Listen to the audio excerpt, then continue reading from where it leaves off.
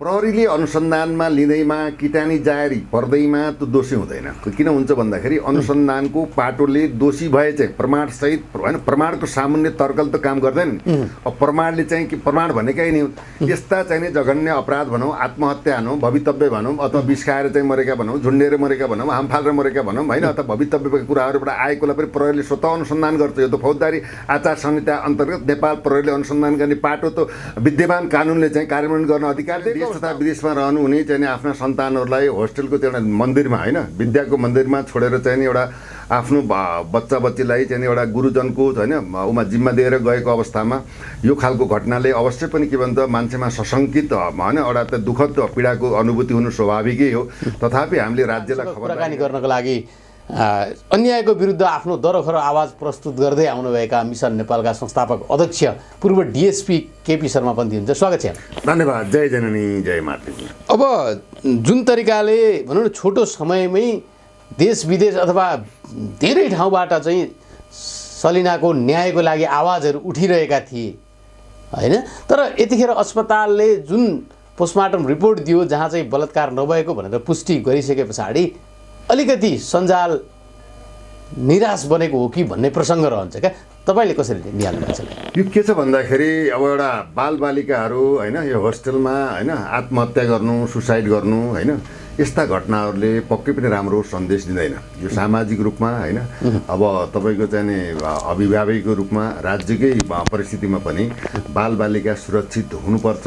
यस्ता चाहिँ नि घटनाले चाहिँ समाजमा नकारात्मक मतलब के भन्छ घटनाहरू बढ्दै जान्छन् भन्ने हिसाब किताबमा हामीले पनि पीडितका बाबुआमाको रोदन र परिस्थितिलाई मध्यनजर राखेर राज्यलाई खबरदारी गरेकै अवस्था हो।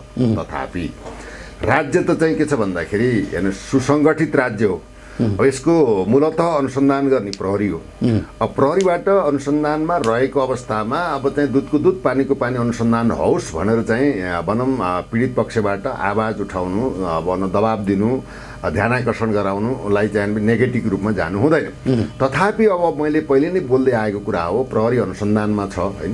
अब त्यहाँ पनि चाहिँ एउटा कन्ट्रोभर्सी चाहिँ डेभलप भयो बिचमा चाहिँ के भन्दा भन्ने हिसाबमा चाहिँ टिचिङमासम्म ल्याएर अनुसन्धानको क्रममा मैले पहिले भनेको घटनास्थल प्रकृतिका कुराहरू, लास जाँचका प्रकृतिका कुराहरू, तपाईँको चाहिँ पोस्टमार्टम रिपोर्टका कुराहरूले योलाई पोस्ट जस्टिफाई गर्छ। यो सुसाइड हो या चाहिँ के भन्दाखेरि मर्डर हो होइन, यो कर्तव्य हो या भवितव्य हो, आत्महत्या हो भन्ने कुरालाई हामीले चिरफार गर्दै आएको अवस्था हो। तथापि चाहिँ के त भन्दाखेरि अब चाहिँ नि नेपालको one of the top laboratory रहेको चाहिँ टिचिङ अस्पतालमा होइन एउटा चाहिँ नि एउटा अब्बल तरिकाको चाहिँ त्यहाँ भनौँ पोस्टमार्टम पनि हुन्छ र त्यसैले चाहिँ के भन्दा यो पोस्टमार्टममा संलग्न भएका चिकित्सकहरूबाट जुन एउटा रिपोर्ट आयो होइन यो चाहिँ के भन्दा सुसाइड हो अथवा आत्महत्या हो भन्ने कुरो आएपछि यसलाई चाहिँ केलाई सबैले सम्मान गर्नुपर्दछ। तथापि त्यसमा अब पीडितले आफ्नो बच्चालाई त्यो अवस्थामा भएको अवस्थामा यो कुराहरूलाई बाहिर आवाज निकाल्नु बोल्नुमा त्यति भनौँ त्यसलाई हामीले चाहिँ नकार्न पनि मिल्दैन।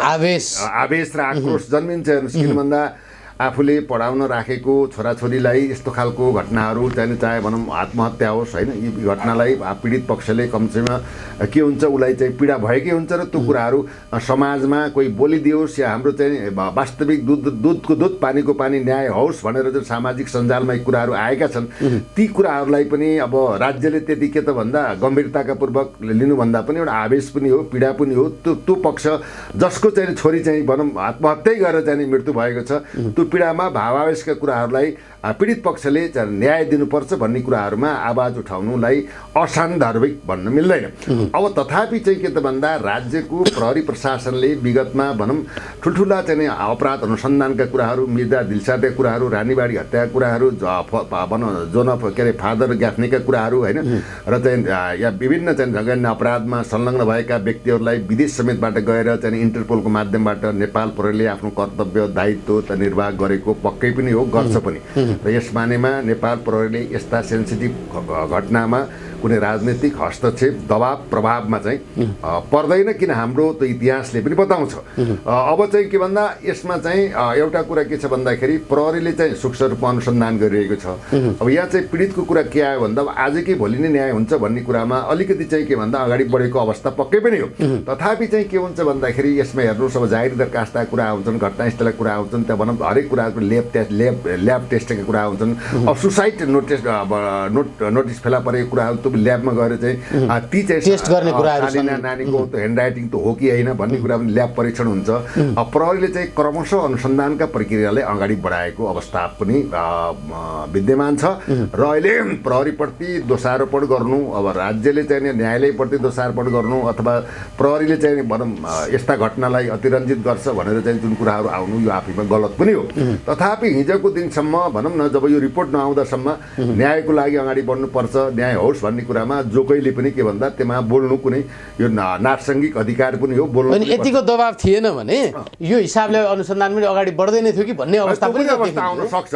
यो हामीले के त भन्दाखेरि नेपाल प्रहरी सक्षम छ, दक्षिण एसियाकी अब्बल प्रहरी हो। नेपाली प्रहरीलाई साधन सम्पन्न बनाएर त्यसले प्राविधिक चाहिँ टेक्नोलोजीमा विकास गरेर साधन संयन्त्र सवारी साधन इभेन चाहिँ नेपाल प्रहरीले चाहिँ दुर्गम मतलब तत्काल घटनास्थलमा जानुपर्ने सिआइबी जाँदाखेरि त एउटा हेलिकप्टरको पनि आवश्यकता हुनुपर्छ।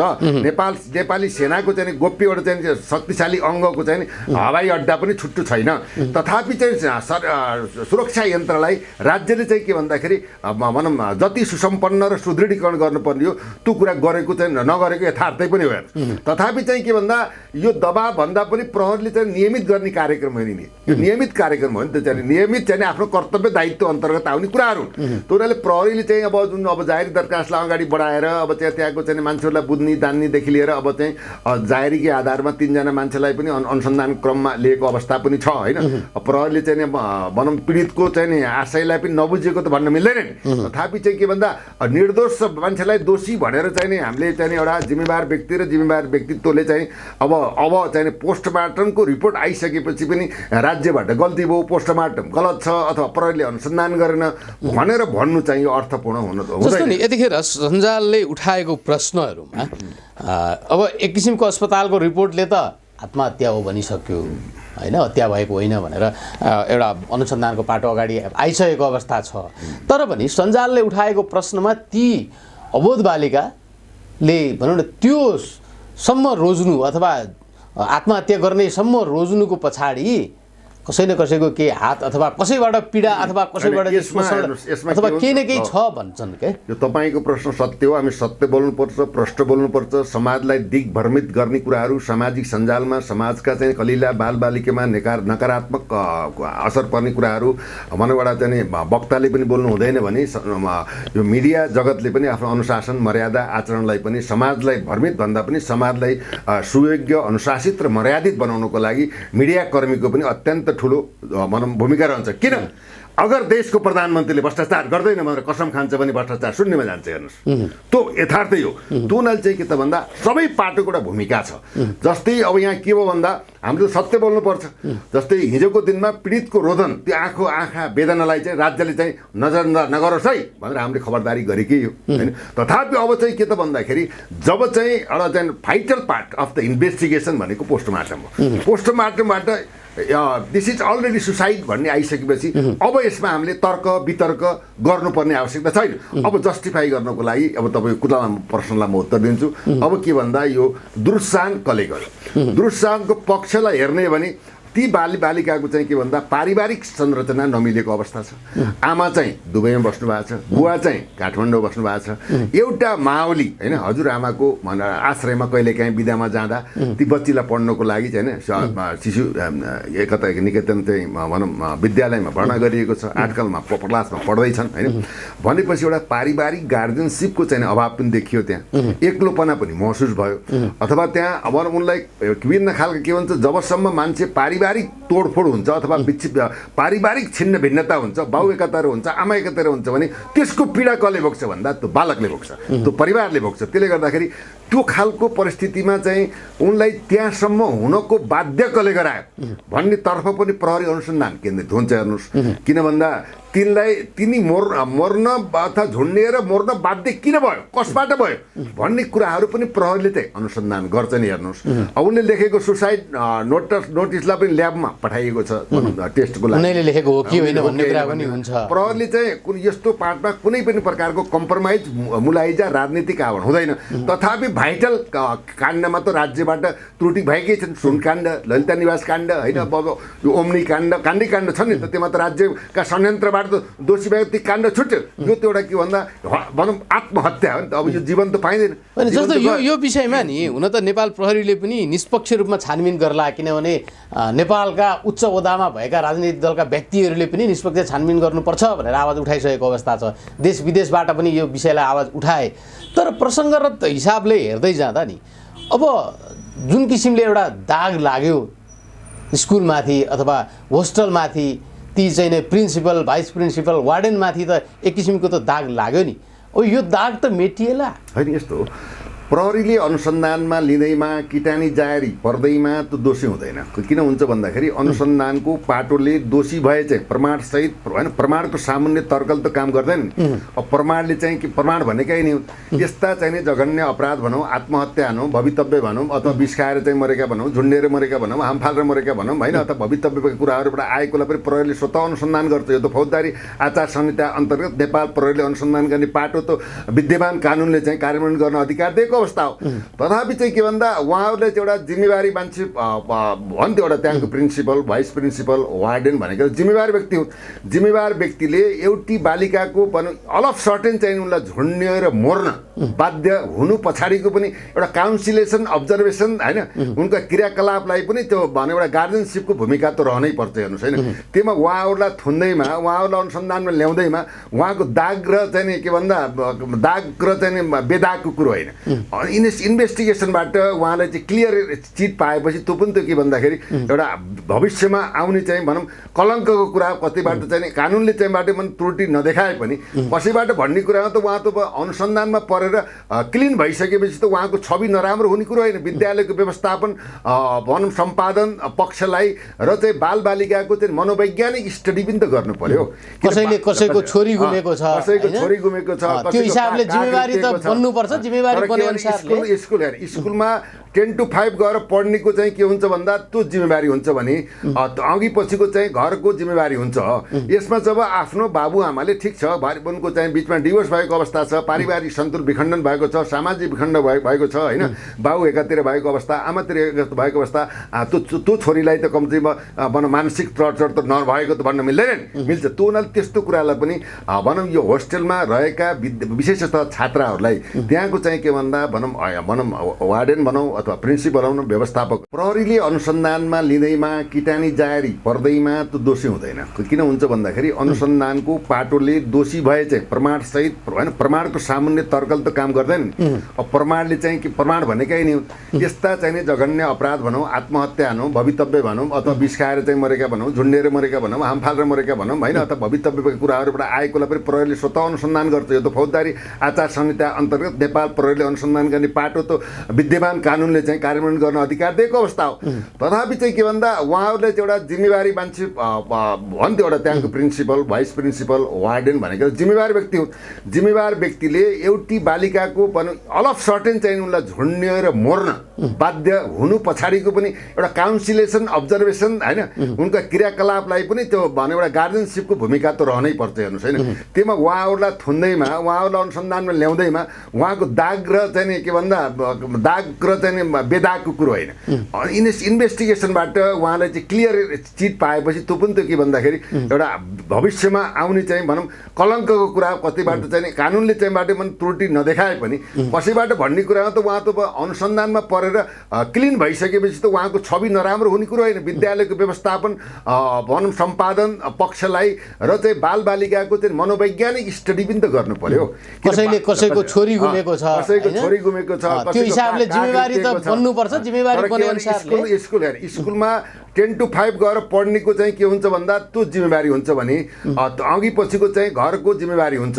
यसमा जब आफ्नो बाबुआमाले ठिक छ भाइ बहिनीको चाहिँ बिचमा डिभोर्स भएको अवस्था छ, पारिवारिक सन्तुलन विखण्डन भएको छ, सामाजिक विखण्डन भएको छ होइन, बाबु एकातिर भएको अवस्था, आमातिर भएको अवस्था, त्यो छोरीलाई त कम्तीमा भनौँ मानसिक टर्चर त नभएको त भन्न मिल्दैन मिल्छ। त्यो उनीहरूले त्यस्तो कुरालाई पनि भनौँ यो होस्टेलमा रहेका विशेषतः छात्राहरूलाई त्यहाँको चाहिँ के भन्दा भनौँ वार्डेन भनौँ अथवा प्रिन्सिपल भनौँ व्यवस्थापकले बेला बेलामा काउन्सिलिङ गर्नुपर्छ। ए नानी हो त्यसलाई के समस्या छ कि घर परिवार समस्या छ कि अभाव छ कि तनाव छ, फिस तिरिया छ कि छैन, यावत कुराहरूलाई पनि व्यावहारिक र नैतिक ज्ञान पनि त दिनु पर्यो नि। त्यो बच्चालाई लगेर भर्ना गरेर चाहिँ यसरी चाहिँ बच्चा चाहिँ एउटा डिप्रेसनमा आएर एउटा कलिलो चाहिँ उमेरको चाहिँ केही गरौँला भन्ने बालिकाले चाहिँ आफै चाहिँ पासो लाएर झुन्डेर मर्ने अवस्था आउँछ भने त्यसमा जवाबदेहिता भन्ने त त्यसमा कसको हुन्छ भन्दाखेरि एक त परिवारको हुन्छ, दोस्रो जवाबदेहिता भनेको त सबै जिम्मा दिएपछि त होस्टेलको व्यवस्थापन हुन्छ। उहाँ त्यो बच्चीलाई योसम्मको घटनामा दुरुत्साहित गर्ने पात्र र पद्धति के हो त्यो तर्फ पनि प्रहरीले अनुसन्धान गर्छ। अर्को पाठ के छ भन्दाखेरि ठिक छ अनुसन्धानको पाटोमा विविध खालका पाटाहरू हुन्छन्। यहाँ त के भइदियो भने अब आजै चाहिँ नि के भइदियो भन्दा भ्याङ्गिङ भयो, अब भोलि नै न्याय चाहियो भन्ने कुरामा त के हुन्छ त्यसमा प्रमाण कलेक्सन गर्नु पऱ्यो, बुझ्नु पऱ्यो, जान्नु पऱ्यो, अब पोस्टमार्टमका रिपोर्टलाई वेट गर्नु पऱ्यो, घटनास्थल अध्ययन गर्नु पऱ्यो, त्यहाँका चाहिँ व्यवहारिक पक्ष अथवा वार्डेन यसको चाहिँ के भन्छ छेउछाउमा बस्ने साथी सङ्गतिमा केमा टर्चर थियो, केमा कराउँथे अथवा केमा उनलाई असन्तुष्टि थियो भन्ने कुराहरू त बच्चा त 8 क्लास पढ्ने बच्चाको तिनीहरू समकक्षी साथीहरूले पनि यिनलाई यस्तो हुन्थ्यो यी खालको कुराहरू त इन्भेस्टिगेसनको पार्टमा आउँछ नि। तर चाहिँ के त भन्दाखेरि उनलाई चाहिँ यस्तो गराउन दुर्साहित कसले गरौँ भन्ने प्रश्न चाहिँ यो अहम प्रश्न पनि हो। यसमा आन्दोलन अब भनौँ गरेर अर्थ होइन, किन भन्दा हामीले त सरकारलाई विश्वास गर्नु पऱ्यो, प्रहरीलाई विश्वास गर्नु पऱ्यो, जसले जिम्मा ल्याएको छ, अदालतलाई विश्वास गर्नु पऱ्यो। न्याय मरेको देश त छैन नि। तथापि चाहिँ के भन्दा हिजोका दिनसम्म न्यायको लागि बोल्नु, पीडा पोख्नु, आक्रोश देखाउनु ती पीडित पक्षको त्यो स्वाभाविक प्रक्रिया, यसलाई आफ्नो स्वाभाविक प्रक्रिया प्रतिशोध र चाहिँ के भन्दा रिसिभी र चाहिँ उमा आउने कुरो होइन। अब तथापि चाहिँ के भन्दा 5-जना डक्टरले चाहिँ रिपोर्टिङ सारातिर चिरफार भन्नुहुन्छ, पोस्टमार्टम भनेको त तपाईँ चिरफारै गर्ने हो त सबै हरेक कुराहरूले हेरेर के भएको होइन, what is the cause of death होइन भन्ने कुराहरूलाई हेरेर जानेर सबै चाहिँ चिकित्सकहरूबाट आएको भन्ने टिप्पणी गर्ने कुरा हो होइन। त्यसले गर्दाखेरि चाहिँ अब यो चाहिँ के भन्दा अब ड्यु टु जाने यो डेथ के भयो ड्यु टु ह्याङ्गिङ भन्ने कुरा आइसकेपछि अर्को पार्ट के छ भन्नुहुन्छ भने त्यसैमा पनि अब केही कतै भनौँ खाद्यान्नको फुड पोइजन भएको छ कि अथवा केही त्यस्ता कुराहरू पदार्थहरू चाहिँ भनौँ खाएको अवस्था छ कि होइन, त्यो कुराहरूलाई चाहिँ अझै जस्टिफाई गर्ने एउटा पाटो के छ भन्दा भिसारा छ। त्यो भिसारा पनि के हुन्छ भन्दा प्रहरीको चाहिँ विधि विज्ञान प्रयोगशाला सामाकोशीमा हुन्छ। प्रहरीमा चाहिँ आएको चाहिँ अनुसन्धानको पाटोमा यस्ता चाहिँ घटनाहरूलाई प्रहरीले चाहिँ राजनैतिक आडमा होइन, हुन त हेर्नु विगतमा हेर्ने भने प्रहरीले चाहिँ निर्मला पन्तको चाहिँ अनुसन्धान क्लियर गरे हो, तर त्योमा राजनीतिक चाहिँ केही गन्धहरू देखिए। विभिन्न काण्डहरूमा चाहिँ प्रहरीले मरि अनुसन्धान गर्छ, दिनरात चाहिँ सुविधा छैन, भत्ता छैन, तलब छैन, भनौँ सुसम्पन्नता नभए पनि आफ्नो दायित्व निर्वाह गरिरहेको हुन्छ, तर मरि हत्या गरेर अहोरात्र खटेर अनुसन्धान गर्छ। अब त्यसले फाइल ल्याएर कहिले मुद्दा चल्दैन भन्छ, कहिले यो हुँदैन भन्छ, बेकारको त्यो दुःख गरेर ठुल्ठुला नायकहरूलाई के हुन्छ उन्मुक्त राजनीतिकबाट हिसाबमा त भएको अवस्था पक्कै पनि हो। भनेपछि यो विषयमा पनि राजनीतिक नघुसोस्, अझै पनि अनुसन्धानका पाटाहरू अगाडि गएका छन्, जान्छन्, अगाडि बढिरहेको अवस्था छ, यथार्थ आओस् कारवाही होस् भन्ने कुरा। मैले के भन्छु भन्दा पीडित जनलाई मैले पनि भेटे हो होइन, उहाँको चाहिँ रोदन उहाँको पीडा होइन त्यो चाहिँ बेहोसीपनलाई पनि हामीले एउटा मलमपट्टि लाउने काम गरेकै हो होइन, राज्यलाई खबरदारी गरेकै हो। तथापि एउटा जिम्मेवारी व्यक्तिले बोल्नुपर्ने के छ भन्दा अब अनुसन्धानको पाटोबाट सुसाइडको चाहिँ डिक्लेरेसन भइसकेपछि अब चाहिँ निष्पक्ष छानबिन होस् र हामी त्यसको प्रतीक्षामा छौँ होइन, के कस्तो कुराहरूलाई हाम्रो पीडामा मलम लाउने काम होस् होइन, सत्य तथ्य अनुसन्धान होस् होइन। किन भन्दा पोस्टमार्टम रिपोर्ट आउँदैमा सबै कुरा चाहिँ सबै सिद्धियो भन्नु मिल्दैन, यो त अन्डर इन्भेस्टिगेसन त जारी छ नि त।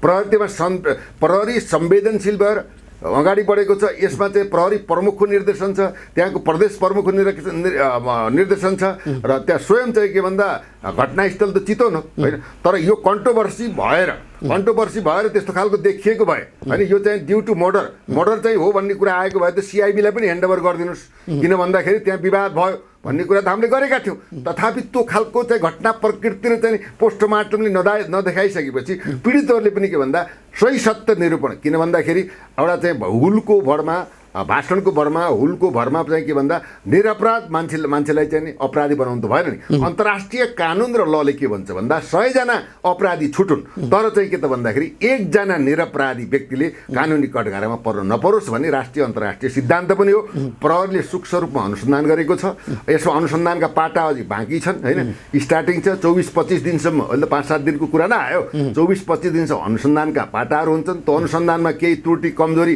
कति देख्यो भने त प्रहरीले त हरेक एङ्गलबाट अनुसन्धान गर्छ नि बरु यसमा बुझेका जानेका कुराहरूलाई प्रहरीलाई अनुसन्धानमा सहयोग गर्नु चाहिँ सम्बन्धित चाहिँ भनौँ सरकारवाला र चाहिँ के भन्दा भनौँ यस्ता घटना नदोहोरिने खालको परिस्थितिमा जो शुभचिन्तक हुनुहुन्छ उहाँले अहिले यो अनुसन्धानलाई खलबलाउने भन्दा पनि अनुसन्धानलाई साथ समर्थन गरेर प्रहरीलाई चाहिँ के अनुसन्धानको पाटोमा सहयोग गर्न म चाहिँ सबैलाई अपिल गर्न चाहन्छु यो विषय भनौँ न एक किसिमले अस्पतालको रिपोर्ट आइसके पछाडि लगभग सेलाइसकेको अवस्था पनि देखिन्छ हुन त अझै कानुनी पाटाहरू छन् अझै अनुसन्धानका पाटाहरू छन् निष्पक्ष छानबिन होस् भन्ने कुरा पनि छ होइन नाबालिकाको चाहिँ एउटा हार्दिक श्रद्धाञ्जली पनि हामी व्यक्त गर्छौँ अब परिवारमा पनि एउटा धैर्य धारण गर्ने शक्ति मिलोस् भन्ने पनि हाम्रो कामना छ उहाँहरूले भनेका कुराहरू सुन्दा र त्यो भनौँ न एउटा त्यहाँको वस्तुस्थिति देख्दाखेरि आत्महत्या नभई हत्या हो भन्ने किसिमको एउटा शङ्का उपशङ्काहरू पनि आएका थिए अब हामी अन्त्यमा छौँ अब यो विषयमा हामी धेरै नबोलौँ यसको सत्य तथ्य यथार्थ बाहिर आओस् सबैजनाले पहल गर्नु भएको छ देश विदेशबाट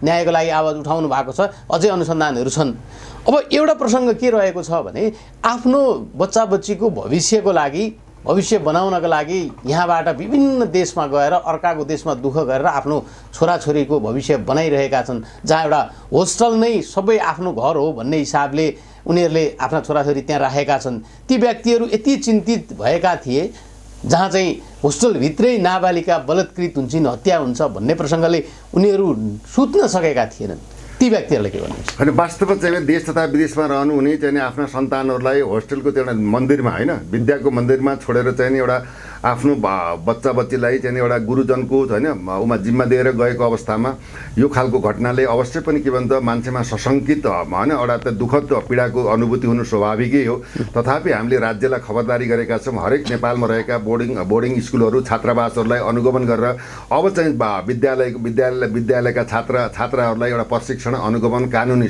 भनौँ के भन्दाखेरि तपाईँको चाहिँ सचेतना अभियान होइन र चाहिँ के भन्दा किताबी किरो मात्र नभएर चाहिँ व्यवहारिक र कानुनी ज्ञान दिएर उनलाई चाहिँ परेका पीडाहरूलाई प्रत्यक्ष एउटा के भन्दा सार्वजनिक संवाद अथवा गोप्य संवाद गरेर तिनको चाहिँ मनस्पटलमा चाहिँ ऊर्जा शक्ति होइन तिनी काममा चाहिँ राज्यको चाहिँ नेतृत्व जनप्रतिनिधि र नेपाल प्रहरी पनि लागोस् भन्ने शुभकामना दिन चाहन्छु र साथै विदेशमा रहनुभएका व्यक्तित्व र नेतृत्व पनि अब आफ्ना नानीहरूको बारेमा होइन फोनबाट होइन के छ कसो छ अभाव तनावका कुराहरूलाई पनि त्यहाँको चाहिँ जिम्मेवार पक्षसँग चाहिँ फोन संवाद गरेर चाहिँ भनौँ एउटा आफ्नो नानी बाबुको बारेमा बुझ्न यो घटनाले बाध्य बनाएको पनि छ यसैमा चाहिँ के भन्दा अनुसन्धान पुरा भएको छैन यो अनुसन्धान पुरा हुन अझै केही पाटा र बाटाहरू बाँकी छन् प्रहरीले आफ्ना प्रमाण सबुत सङ्कलन गर्दैछ प्रहरीमाथि हामीले विश्वास गर्नुपर्छ किन भन्दा जतिखेर पनि अब प्रहरीलाई भएको विषय भनाउनु भएन प्रहरी नै राज्यको सुरक्षात्मक अभिभावक हो यस्ता घटनामा प्रहरीले मेरै चाहिँ कार्यकालमा कम्प्रोमाइज चाहिँ गर्दैन अब त्योमा चाहिँ पीडितहरूको चाहिँ के भन्दा बाबुआमाको रोदन आँखाबाट आँसु आउने बेहोस हुने यावतले गर्दाखेरि हामीले पनि न्यायको लागि चाहिँ सरकारले चाहिँ यसलाई दरोरो सत्य तथ्य चाहिँ छानबिन गरेर अगाडि ल्याओस् भन्ने कुरामा हामी अझै पनि अपिल गर्न चाहन्छौँ अनुसन्धानको पाटो टुङ्गिएको अवस्था पनि छैन होइन किन अनुसन्धान जारी छ प्रहरी त्यति कमजोर छैन किन भन्दा विश्वकै एउटा ऐतिहासिक सङ्गठनको रूपमा अनुसन्धानको पक्षमा अब्बल प्रहरी छ प्रहरीमाथि हामीले विश्वास गर्नुपर्छ प्रशासनमाथि विश्वास गर्नुपर्छ वकिलमाथि विश्वास गर्नुपर्छ एउटा के छ भन्दाखेरि सत्य तथ्य आउनुपर्छ हामी न्यायको पक्षमा भ्रष्टाचारको विरुद्धमा एउटा भनौँ दण्डहीनताको अन्त्य र चाहिँ सुशासनको प्रतिभूति समानुपातिक कानुन र चाहिँ देशका यस्ता बालबालिकाको समुचित संरक्षण सम्वर्धन काउन्सिलिङ र चाहिँ के भन्दाखेरि अझै जिम्मेवार भएर होस्टेल व्यवसायी र गार्जेनहरूले पनि आफ्नो नानीहरूलाई आत्मबल बढाएर एउटा भविष्यका यी कर्णधारहरूलाई यस्तो खालको पीडाबाट यो त भनौँ एउटा चाहिँ भनौँ बाल के अरे सरस्वतीको मन्दिरमा